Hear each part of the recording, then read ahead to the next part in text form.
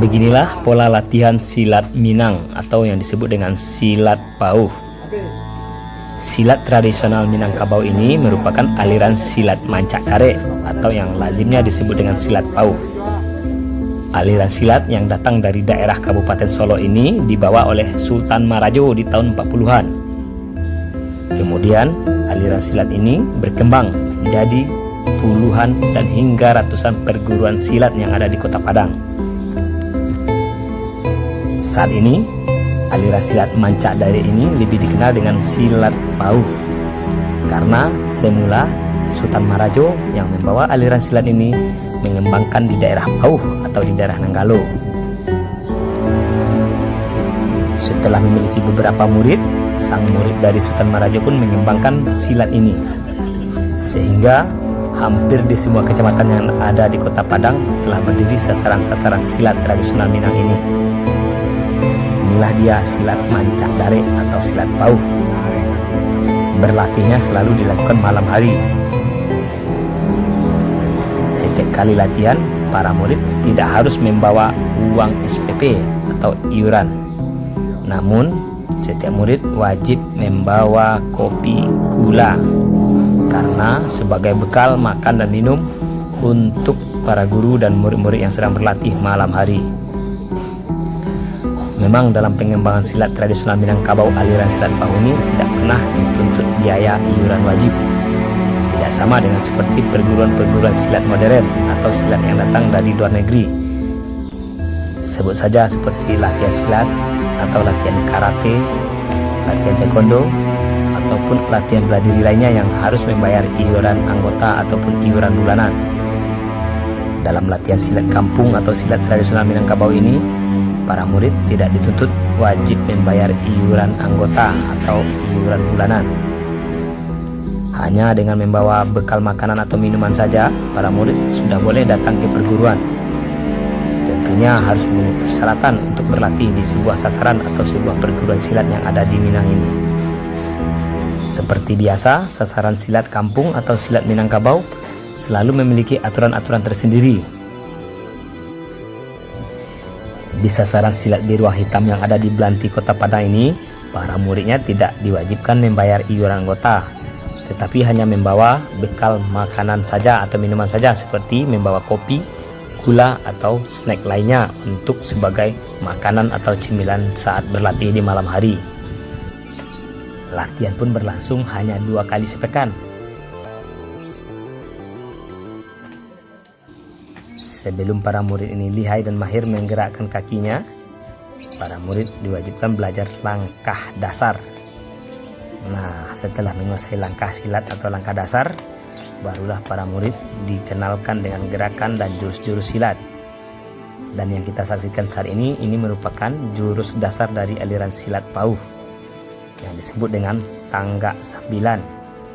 Artinya ada 9 dasar jenis jurus yang wajib dikuasai oleh para pesilat. Dari 9 dasar inilah nantinya akan dikembangkan menjadi jurus-jurus andalan dalam berlatih ataupun dalam bertarung nantinya. Di sasaran silat di ruang hitam yang ada di Blanti Kota Padang ini dipimpin oleh Bapak Imam Anwar Pandeka Rajo Bangke. Pak Imam ini berlatih dari salah seorang murid dari Sultan Marajo atau pendiri aliran silat pauh ini. Dari Pak Imam ini telah lahir ratusan pesilat-pesilat dari Kota Padang. Ratusan pesilat tersebut ada yang menggeluti sebagai silat tradisional untuk bela diri dan ada juga yang mengembangkan sebagai silat olahraga dengan bergabung di IPSI. Namun demikian, silat pauh memang bukan olahraga yang untuk dipertandingkan. Karena jurus-jurus dan serangan dari silat pauh ini tidak bertujuan untuk olahraga dan pertunjukan, melainkan untuk bela diri atau untuk bertarung. Setiap kali latihan, para murid selalu diawasi oleh gurunya Pak Imam Pandeka Rajo Bangke. Bila ada yang melakukan kesalahan dalam gerakan, sang guru langsung memberikan petunjuk atau arahan bagaimana cara menyerang dan bersilat yang baik. Dan setelah ditunjukkan, barulah para murid mengulangi gerakan-gerakan yang diajarkan oleh guru. Sementara itu, para murid yang lain berada di pinggir lapangan tempat para murid yang sedang berlatih. Agar para murid cepat dan bisa menguasai jurus-jurus silat yang diajarkan, setiap pesilat hanya boleh maju berpasang-pasangan atau 2 orang saja, sementara yang lainnya untuk menyimak dan menyaksikan. Beginilah pola melatih para murid silat agar bisa menguasai jurus silat kampung atau silat tradisional Minang ini. Nah, dari mana sejarah asal muasal silat PAU ini dan seperti apa silat ini bisa berkembang di Kota Padang? Marilah kita simak cerita dari Bapak Imam Pandika Rajo Bangke. Berikut penjelasannya.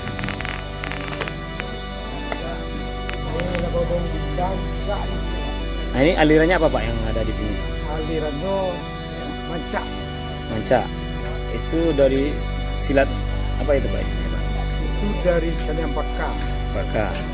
Sampai ada di Padang gimana ceritanya dulu Pak? Sejarahnya. Sudah di Padang dibawa oleh Sultan Maju.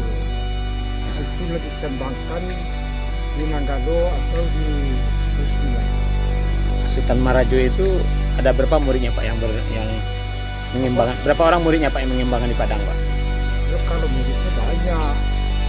Mesti udah untuk Marajo. Di Nanggalo aja baru buang doang. Itu kalau di Tahun berapa Pak kira-kira pertamanya silat dari Sultan Marajo itu berkembang di Padang Pak? kalau tak salah tahun hampir 10-an lah. Itu gimana tak salah. Di tahun 40-an dikembangkan. Yang membawanya dari Solo di mana Pak? Asalnya dari Solonya di mana Pak? Saniambaka. Saniambaka. Nah, murid-murid Sultan Marajo ada nggak Pak yang masih hidup Pak sampai saat ini Pak? Yang muridnya masih hidup. Tapi nama orangnya. Ah ya. Sen, teman yang ini tidak boleh tak benar dulu kilo-kilo dan 20 orang dong. Nah, yang sekarang itu berkembang dari murid yang 20 itu Pak. Nah, kalau Pak sendiri belajarnya dari siapa Pak? Apa belajar dari siapa Pak? Awak lah berada jom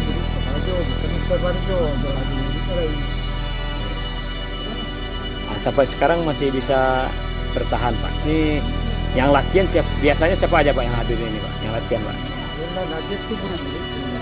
Nah, itu dari garis anak menakan atau siapa saja boleh Pak? Kalau latihannya harus malam terus Pak? Atau gimana Pak? Kalau latihan tetap malam. Malam Pak ya? Malam minggu yang lagi. Itu ada yang potong ayam, itu gimana itu Pak? Apa yang harus dilakukan itu Pak? Kalau potong ayam setelah dapat dasar dia murid-murid pada bertato baru dipotong ayam. Kalau sekarang belum Pak ya?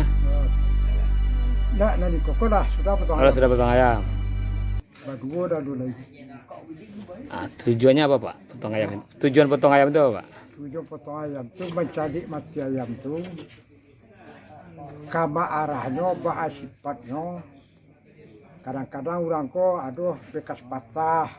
Nah, jadi kaki ko harus diatur jaronai tidak nampak patah tu saya dia di kancang roh nak kancang bisa patah jadi diatur. Berarti untuk mengetahui karakter murid Pak ya? Mencari perangannya lah. Jadi perangai. Ko sifatnya ko sifatnya ko. Itu dipotong ayam terlihat tuh Pak ya? Ah, di potong ayam ko dan guru memperhatikan pertama mati ayam. Yang kedua di pariso tulang di ayam ko. Ah, ada beko lututnya dan bagian panjang kepala. Ko tapi ko main nak kamu ko. Kaki ko kida nak kencang. Nah, mana panjang itu nak kencang, pendek lemah mah. Ah, itu ko ya tando ya. Berarti untuk menyesuaikan dengan materi kepada murid Pak ya? Ah, ya. Pak, di Padang saat ini ada berapa sasaran Pak yang masih hidup Pak? Kira-kira ada berapa Pak? Kalau terdaftar di pariwisata ada kira 100 sasaran Pak ya? 100 sasaran di Padang. Di luar Padang bisa nggak Pak dikembangkan? Misalnya di daerah Pariaman, Bukit Tinggi, dan masyarakat atau daerah-daerah lain Pak? Ya kalau gurunya mau tentu bisa. Dia yang di gurunya. Itu dia peminat. Kalau ada peminat bisa. Nah, syarat untuk mendirikan sasaran itu apa biasanya Pak? Syarat untuk mendirikan sasaran apa persyaratannya biasanya Pak? Kalau syarat mendirikan sasaran tentu diberitahu orang tua kampung, orang negari. Kalau izin dari ado di luar negara yo baru dia doan tak bisa wak buat sekadar itu. Kalau untuk tetua-tetua silat diundang lah Pak semuanya Pak. Kalau mandirian baru yo hendak sudah. Diundang Pak. Nah, kalau untuk anak-anak ini latihan Pak, apa biasanya Pak? Kalau di sekolah kan ada SPP Pak. Kita bawa apa Pak biasanya Pak untuk murid Pak? Apakah bawa gula, kopi atau apa? Pokoknya kalau Jawa yo gula jo kopi bawa yo. Itu tradisi Pak ya. Dari sini.